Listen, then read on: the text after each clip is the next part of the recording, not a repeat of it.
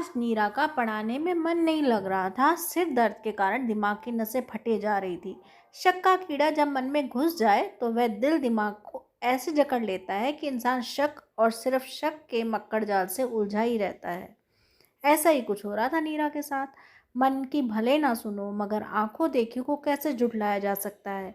नीरा का मन लाख कहे कि समीरा तेरी छोटी बहन है, तुझसे 10 वर्ष छोटी है, इसका दुनिया में तेरे सिवाय कोई नहीं है, मगर आंखें जब उसे अविनाश के साथ चुहल करते हंसते बोलते देखती तो तन बदन में आग लग जाती। माना समीरा अभी बच्ची है मगर अविनाश तो समझदार है, उन्हें तो जीजा साले के रिश्ते की नज़ाकत समझते हुए दूरी बनाए रखना चाहिए। नीरा ने प्रिंसिपल से छुट्टी ली और घर की ओर चल दी। डर तो था ही मगर सच्ची वजह थी शक का कीड़ा जो उसके दिमाग में कुलबुला रहा था। अविनाश 3 दिन के टूर के बाद आज सुबह ही आए हैं। समीरा की प्रिपरेशन लीव चल रही थी। सारा दिन दोनों अकेले रहेंगे, कहीं कुछ कर बैठे तो। जो बात इतने महीनों से सिर्फ शक थी उसे आज सबूत के रूप में देखने के लिए नीरा उतावली हो रही थी।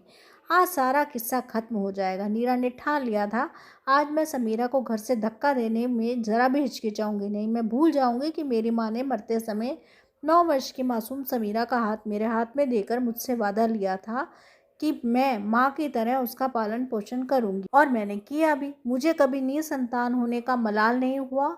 मैंने 19 साल की उम्र में उसकी माँ बनकर दिखाया। मम्मी पापा के एक्सीडेंट का इस मासूम पर इतना गहरा असर पड़ा था कि यह बुरी तरह सहम गई थी। मैंने और अविनाश ने उसे इस सदमे से उबारने में कोई कसर नहीं छोड़ी थी। मुझे क्या मालूम था कि यह मुझे ही सदमा देने वाली है। नीरा ने ऑटो रिक्शा घर से कुछ दूरी पर ही रोक दिया। घर का मुख्य द्वार खुला था। उसे खुशी हुई कि वह बिना आवाज के चुपचाप बेडरूम की तरफ पहुंच गई। उसने धीरे से पर्दा सरकाया। टीवी पर कोई फिल्म चल रही थी। अविनाश और समीरा एक ही सोफे पर बैठे हंसते हंसते एक दूसरे पर गिरे जा रहे थे। हाथ में रखे पॉपकॉर्न इधर उधर बिखरते जा रहे थे। यह देखकर नीरा भड़क गई। दिमाग इतना गर्म हो गया कि उसे पता ही नहीं चल रहा था वह समीरा से क्या बोले जा रही थी। बेशरम, मैंने बेटी से बढ़कर तुझे प्यार दिया और तू मेरे ही घर में डाका डाल रही है। निकल जा मेरे घर से। साथ ही एक जोरदार थप्पड़ जड़ दिया उसके भोले मासूम चेहरे पर। समीरा हतप्रभ रह गई। दीदी क्या हुआ? इसके आगे कुछ ना बोल पाई समीरा। गुस्से से थरथरा रहे थे। कितनी घटिया और अच्छी सोच है तुम्हारी। मैं इसे बच्चे की तरह प्यार करता हूँ। बात काटते हुए नीरा चिल्लाए, बच्चे की तरह प्यार करते हो या बच्चा पानी की चाह में प्यार करते हो? सुनते ही अविनाश और समीरा के होश उड़ गए। समीरा रोते रोते अपने कमरे में भाग गई। अविनाश ने अपने कानों पर हाथ रख लिए। नीरा अपनी भड़ास निकालती रही। अविनाश ने एक शब्द भी नहीं कहा। उसके साथ ही तीनों के मध्य संवाद पूर्णतः समाप्त हो गया। सारे घर में कब्रिस्तान से चुप्पी पसर गई। समीरा प्राय अपने कमरे में बंद रहती। अविनाश अधिकांश समय घर से बाहर बिताते। नीरा निश्चिंत थी कि उसने अपने घर को बचा लिया। उसने निश्चय कर लिया था कि 18 की होते ही समीरा का विवाह करके इस समस्या का जड़ से ही उखाड़ देगी। लेकिन काल के पिटारे में कितने नाग बंद है वह नहीं जानती थी। इस बात को लगभग 15 दिन हो गए थे। गुस्से का उफान धीरे धीरे कम हो रहा था। अविनाश 1 हफ्ते के लिए टूर पर गए थे। समीरा की आज पहला एग्जाम था। कहीं सोती न रह जाए यह देखने के लिए नीरा समीरा के कमरे में गई तो समीरा के बिस्तर पर एक लेटर पड़ा था। मैं चौंक गई जिस पर लिखा था, मैं घर छोड़कर जा रही हूँ, मुझे ढूंढने या पुलिस में रिपोर्ट लिखवाने का कष्ट मत करना। नीरा के तो जैसे होश उड़ गए थे। अविनाश को फोन किस मुंह से करती। परीक्षा का समय समाप्त होने पर उसने करीबी मित्र को फोन लगाया। बहुत मेहनत के बाद उसने बताया कि समीरा एग्जाम देने नहीं आई, उसने तो शादी कर ली है एक राजीव नाव के 32 साल के युवक के साथ। उसी ने बताया कि नेट पर उसकी दोस्ती हुई थी। सुनकर दुख से अधिक गुस्सा आया नीरा को। यह नेट और मोबाइल पर 4 दिन की खुसर फुसर वाली बेमेल शादियां कहीं टिकती हैं भला?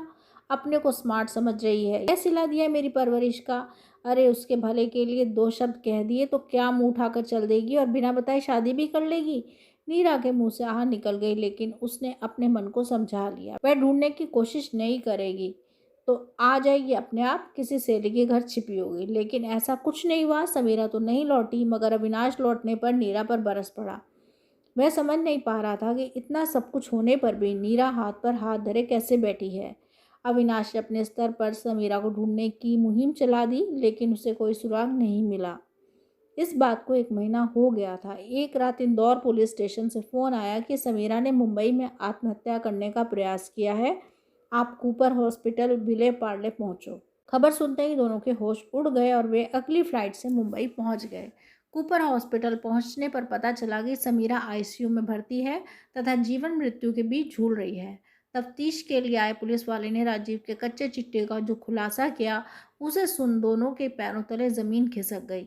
पुलिस वाले ने बताया, राजीव फरार है। उसके मुंबई में कई गैर कानूनी धंधे हैं, सट्टा, मैच फिक्सिंग और ड्रग्स का धंधा भी चलाता है।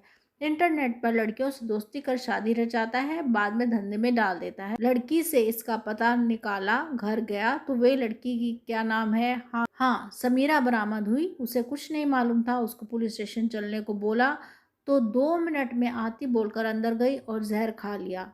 हम ही उसको इधर हॉस्पिटल लाया। मीरा फपक फपक कर रो रही थी और बार बार अविनाश से माफ़ी मांग रही थी।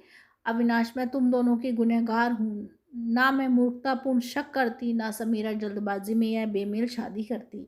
अविनाश आहत स्वर में बोला, नीरा, मैं समीरा को अपनी बच्चे की तरह प्यार करता था ताकि उससे पिता की कमी महसूस ना हो, पर तुमने तो गलत अर्थ ही निकाल लिया।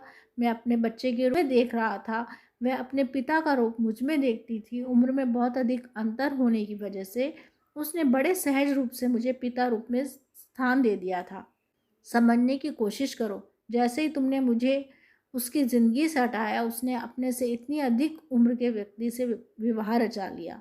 उसके अंदर की तड़प को समझो। वह फादर फिगर ढूंढ रही थी और अचानक जब पुलिस ने खुलासा कर दिया कि वह इतना बड़ा क्रिमिनल है, तो उसे धक्का लगना स्वाभाविक था। उसका विश्वास चकनाचूर हो गया, उसका खुद पर से विश्वास उठ गया। उसे लगा होगा कि जीवन में कुछ बचा ही नहीं है। शायद यही सोचकर उसने जीवन का अंत करने का प्रयास किया है। नीरा के तो आंसू थमने का नाम ही नहीं ले रहे थे। उसे चुप कराते हुए विनाश बोला, देखो, बीती बातों पर रोने का कोई फ़ायदा नहीं है। बाकी सब बातें छोड़कर पुलिस की इजाज़त लेकर समीरा को घर ले जाने की तैयारी करो। हमें समीरा को एक बार फिर शारीरिक और मानसिक रूप से स्वस्थ करना है।